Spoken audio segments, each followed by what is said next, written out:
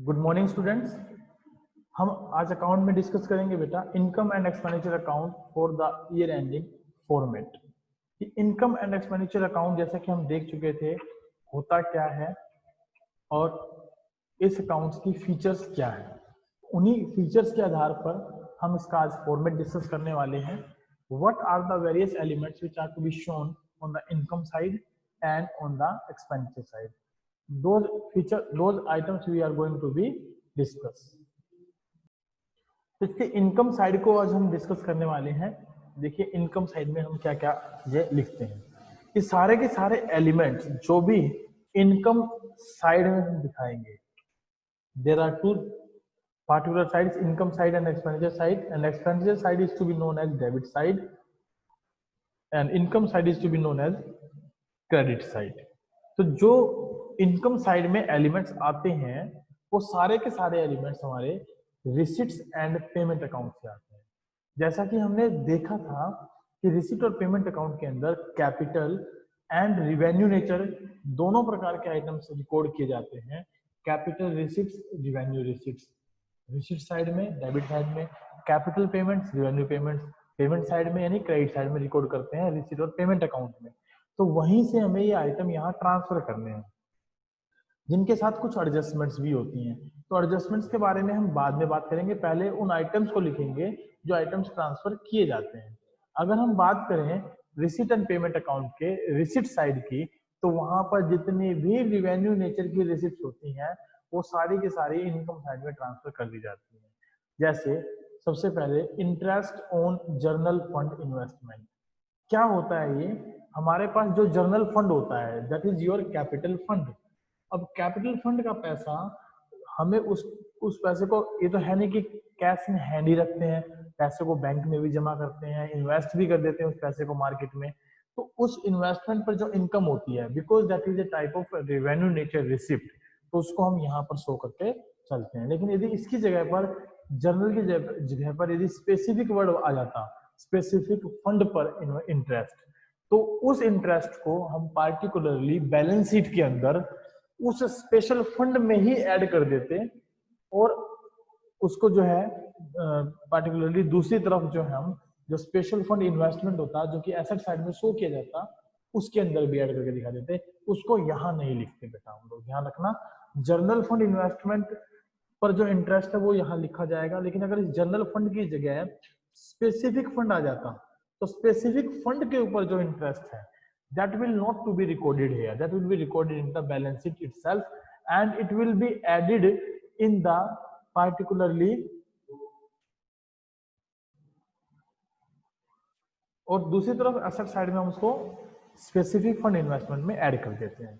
Next है bye fees और profit from entertainment. अगर हम कोई इंटरटेनमेंट करने का काम कर रहे हैं, हमारा जो एनपीओ है वो कुछ इस प्रकार की फैसिलिटी प्रोवाइड कर रहा है जिससे इनकम आ रही है, पैसा आ रहा है, that will be recorded here, क्योंकि एनपीओ का इनकम का सोर्स है वो एक प्रकार से। नेक्स्ट है subscription. Subscription is the major source of income. इससे रिलेटेड बेटा हमारे पास कुछ एडजस्टमेंट्स होती हैं जिनके बारे में हम आगे डिटेल से पढ़ेंगे। टिल दैट आप ये समझें कि सब्सक्रिप्शन एक रेवेन्यू नेचर की रिसिप्ट है, इसलिए इसको हम यहाँ पर इनकम साइड में शो करते हैं। होता क्या है कि जब मेंबर्स अपनी मेंबरशिप को बनाए रखने के लिए हर महीने या क्वार्टरली या हाफ ईयरली और ईयरली पैसा पेड करते हैं तो उसको हम सब्सक्रिप्शन अमाउंट बोलते हैं। It is a kind of revenue nature income, that's why it is to be shown on the income side. Next है एंट्रेंस फीस और एडमिशन फीस। इसके बारे में हम पहले भी डिस्कस कर चुके हैं। It is a regular nature income, revenue based income, तो इसलिए इसको हम इनकम साइड में शो करते हैं।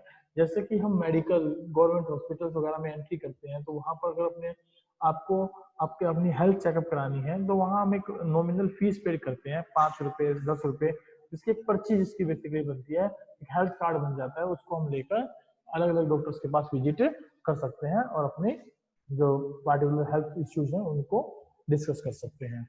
तो ये एक रेगुलर बेसिस की इनकम होती है एनपीओ के लिए, इसलिए इसको हम इनकम साइड में दिखा कर चलते हैं। Bye interest income from investment.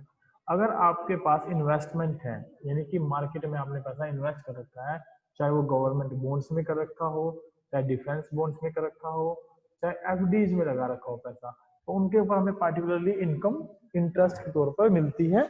और जो इनकम मिलती है वो हमें रेगुलर बेसिस पर मिलती है, इसलिए हम उसको डिविडेंड नेचर की इनकम मानकर इनकम साइड में शो करते हैं। इसके अलावा मिसलेनियस रिसिप्ट्स, कुछ और भी इनकम आ सकती है, और भी रिसिप्ट हो सकती है, जैसे सेल ऑफ न्यूज़पेपर से पैसा आ गया, sale of old sports material से पैसा आ गया, उसको भी हम यहाँ पर इनकम साइड में शो करते हैं।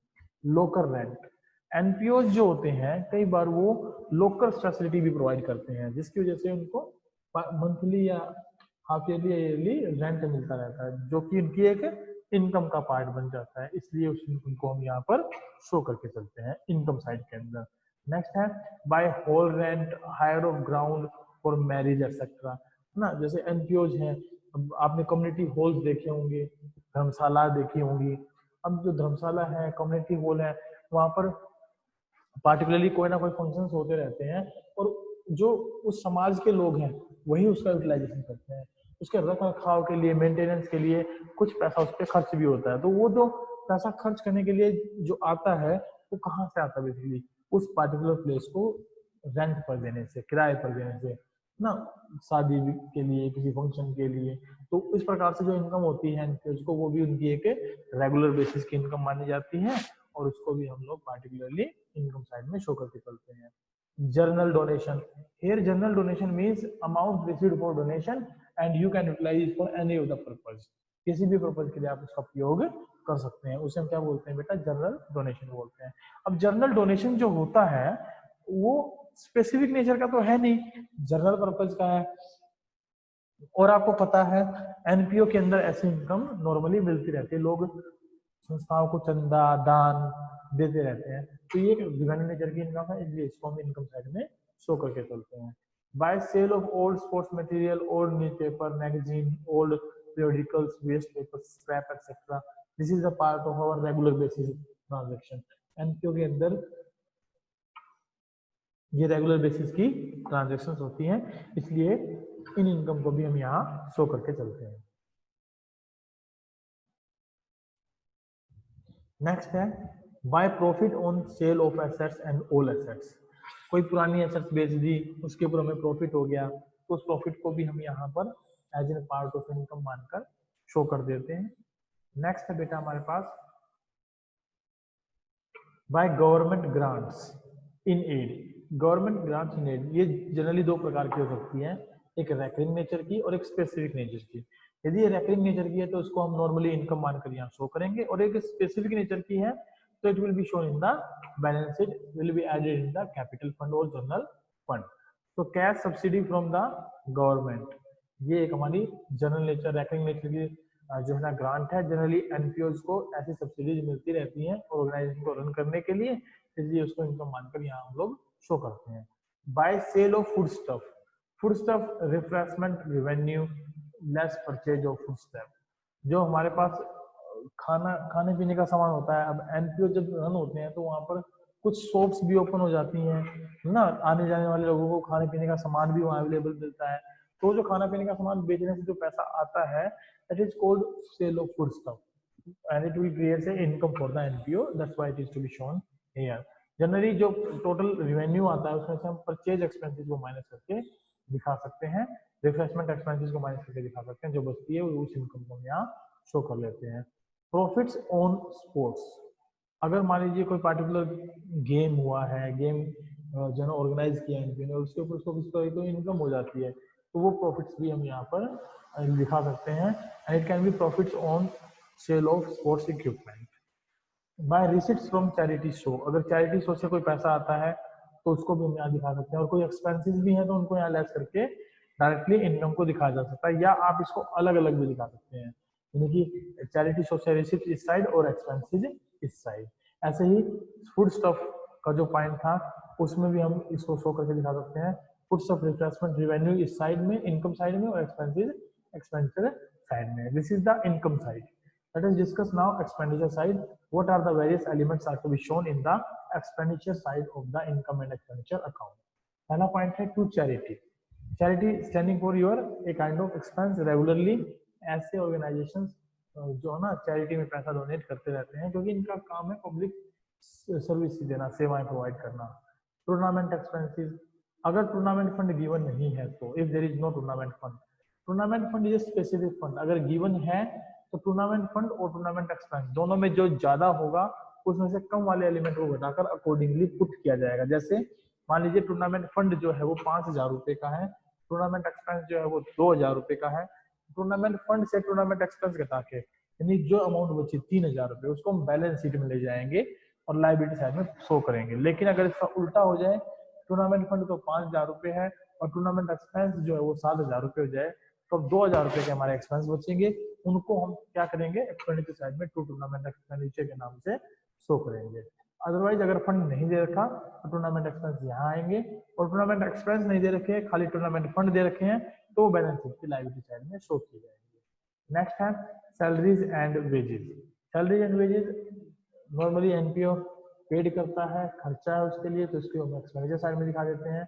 टू कंज्यूमेबल्स, कंज्यूमेबल्स पार्टिकुलरली बहुत सारे आइटम्स हो सकते हैं, जैसे पोस्टेज, टेलीग्राम, मेडिसियंस है ना, स्टेशनरी, ये सब क्या है कंज्यूमेबल आइटम्स है, इनको ऑर्गेनाइजेशन कंज्यूम करता है, या तो खाकर कंज्यूम की जाती है चीजें या यूज करके कंज्यूम की जाती है। जैसे स्पोर्ट्स इक्विपमेंट है, अब वो यूज होगा, खेलेंगे है ना, नया खरीदा जाएगा, पुराना खराब होगा, टूटेगा, बेच दिया जाएगा, तो उससे क्या होगा कि उसका हम हर साल एक कंजम्पशन निकाल लेते हैं, कितना कंज्यूम हुआ इस साल, स्पोर्ट्स मटेरियल कितना नया आया, कितना जो है ना पुराना पड़ा हुआ है, कितना बेच दिया उसमें से, कितना कंज्यूम कर दिया यानी यूज कर लिया।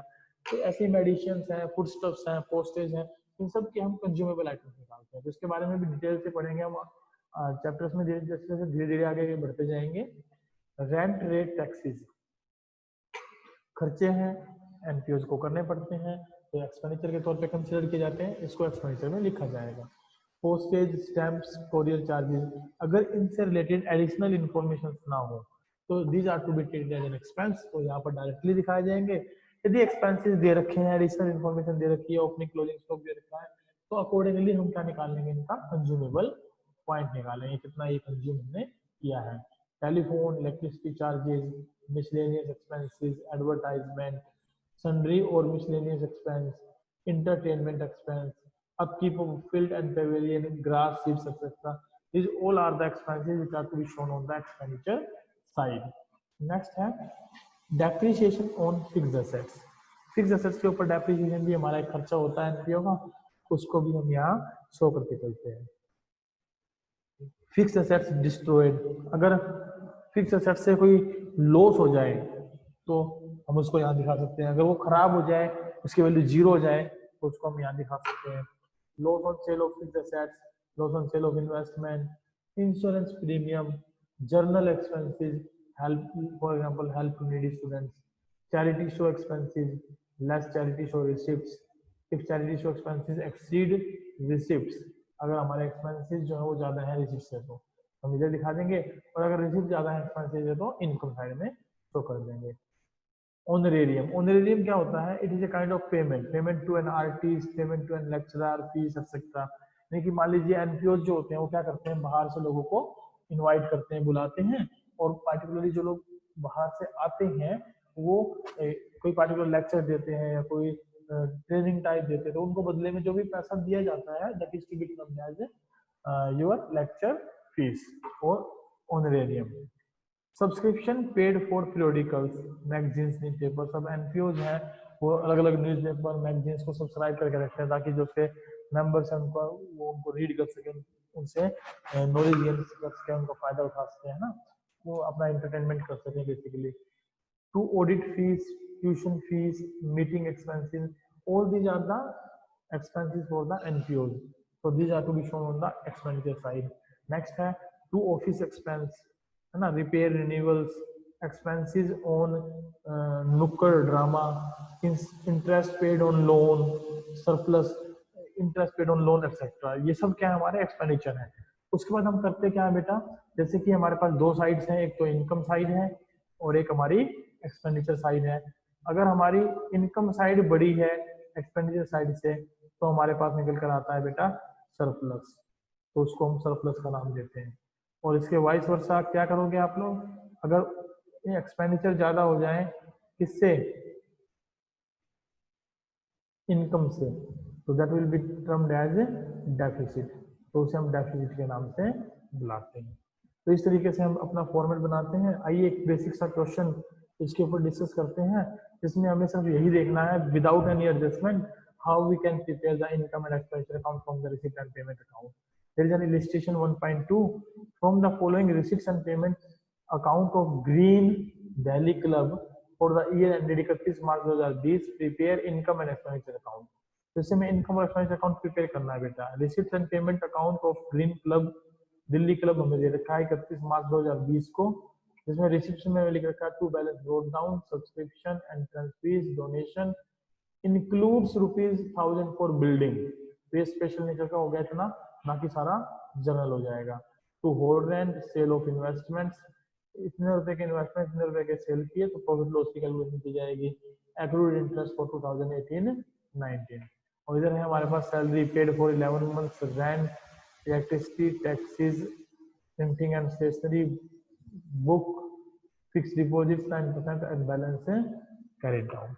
ये सारी चीजें हमें दे रखी हैं। अब हमें इनसे बनाना क्या है, इनकम एंड एक्सपेंडिचर अकाउंट। तो देखिए सब्सक्रिप्शन इनकम साइड में जाएगा, income side, entrance fees income side में जाएगी, डोनेशन टोटल 3000 रुपए का है, जिसमें से 1000 बिल्डिंग के लिए है, तो 1000 हम यहाँ माइनस कर देंगे।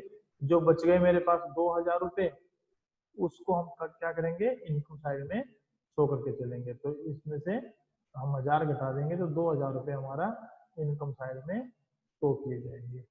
नेक्स्ट है होल्ड रेंट, इनकम साइड में जाएगा। Sale of investment, total book value 4000 रुपए की है, बेचा है 3500 रुपए में, तो लॉस हो गया, तो ये एक्सपेंडिचर साइड में दिखाया जाएगा, लॉस विद रुपीज 500 रुपए के साथ लॉस शो किया जाएगा। आगे है accrued interest, accrued interest income होती है, इनकम साइड में जाएगी, इसको हम इनकम साइड में शो करके चलेंगे। यहाँ सैलरी पेड फॉर 11 मंथ, तो एक महीने की सैलरी हमें और देनी पड़ेगी, तो जो है वो आउटस्टैंडिंग सैलरी होगी हमारी, वो उसमें ऐड कर दी जाएगी, क्योंकि तो हम जो particularly income and expenditure account maintain करते हैं, तो उसमें नॉन कैश और नॉन जो कैश आइटम्स होते हैं, जो कैश या बैंक की फॉर्मेट में नहीं होते, उनको भी रिकॉर्ड करके चलते हैं। तो इसमें 2200 प्लस 200 रुपये हम ऐड कर लेंगे, 2400 रुपये की सैलरी आ जाएगी। रेंट इन एक्सपेंडिचर में जाएगा, इलेक्ट्रिसिटी एक्सपेंडिचर में जाएगी, टैक्सीज एक्सपेंडिचर में जाएंगे, स्टेशनरी एक्सपेंडिचर में जाएगा, बुक्स हमारी एसेट्स होती हैं, ये बैलेंस शीट में जाएंगी। 9% फिक्स डिपॉजिट ये हमारी एसेट है, ये सब कहाँ जाएंगी, बैलेंस शीट के अंदर जाएंगी। और जो ओपनिंग एंड क्लोजिंग बैलेंस दे रखा है brought down carried down, that is the part of cash in hand और कैश एट बैंक, तो इनको हम पार्टिकुलर अकाउंट में लिखेंगे। तो दिस इज योर सॉल्यूशन, ये आपका सॉल्यूशन है। इस तरीके से आप इस सॉल्यूशन को यहाँ रख सकते हैं, मेंटेन कर सकते हैं। एक क्वेश्चन है, उसमें कुछ इसी क्वेश्चन से रिलेटेड कुछ पॉइंट्स बताएं बेटा। जैसे आउटस्टैंडिंग सैलरी मैंने आपको बताया 1 महीने की आउटस्टैंडिंग है, तो हम कैसे निकाल लेंगे, 2200 बार भाग में 11, 200 रुपये हमारी सैलरी हो जाएगी, हम इसको यहाँ शो करके चलेंगे। डोनेशन में मैंने आपको बताया 1000 रुपये जो बिल्डिंग से रिलेटेड थे, तो उसको हम बैलेंस शीट की लायबिलिटी साइड में ले जाएंगे, क्योंकि वो स्पेशल नेचर का डोनेशन है, और 2000 रुपये हम इनकम साइड में दिखाकर चलेंगे। और सेल ऑफ इन्वेस्टमेंट 3500 थे, उसकी बुक वैल्यू बेटा 4000 रुपये थी, तो 500 का जो लॉस हुआ उसको हम लोग क्या करेंगे, बेसिकली इनकम एंड एक्सपेंडिचर के एक्सपेंडिचर साइड में शो करेंगे। Purchase of books is capital expenditure, तो इसको बैलेंस शीट के साइड में ले जाएंगे। एक्रूड इंटरेस्ट 18-19 का दे रखा है, जो कि इनकम और एक्सपेंडिचर अकाउंट में रिकॉर्ड किया जाएगा, तो उसको हम बेसिकली वहां पर रिकॉर्ड कर लेंगे। तो इस तरीके से ये इसके नोट्स हमें दे दिए। There is a question, please make a screenshot of it and send the solution for this one.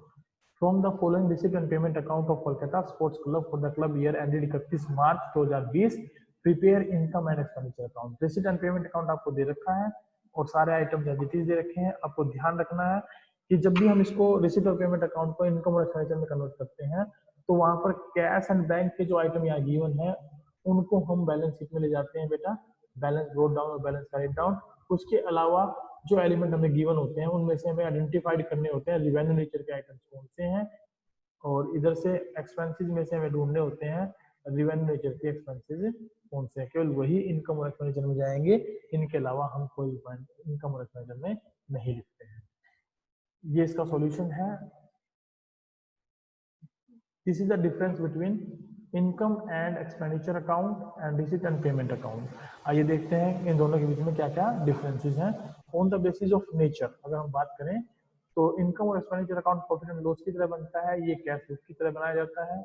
Nature of item, इसमें केवल करंट ईयर के आइटम्स को ही रिकॉर्ड करते हैं, इसमें जो है प्रीवियस ईयर और नेक्स्ट ईयर के आइटम्स के लिए कोई जगह नहीं होती। ये सभी प्रकार के रिसिप्ट्स को, पेमेंट्स को रिकॉर्ड करता है, चाहे वो करंट ईयर से रिलेटेड हो, चाहे वो प्रीवियस ईयर से रिलेटेड हो, चाहे वो नेक्स्ट ईयर से रिलेटेड हो, या फिर वो कैपिटल या रेवेन्यू नेचर की क्यों ना हो। Period, in items in income and expenditure account relates only to the current period, केवल करंट पीरियड से ही ये संबंधित होता है। और ये जो है इसमें प्रीवियस ईयर के सक्सीडिंग और प्रीसीडिंग दोनों साल के आइटम्स को भी हम इसमें शामिल करके चलते हैं, यदि वो पेड या रिसीव्ड हो गई है तो।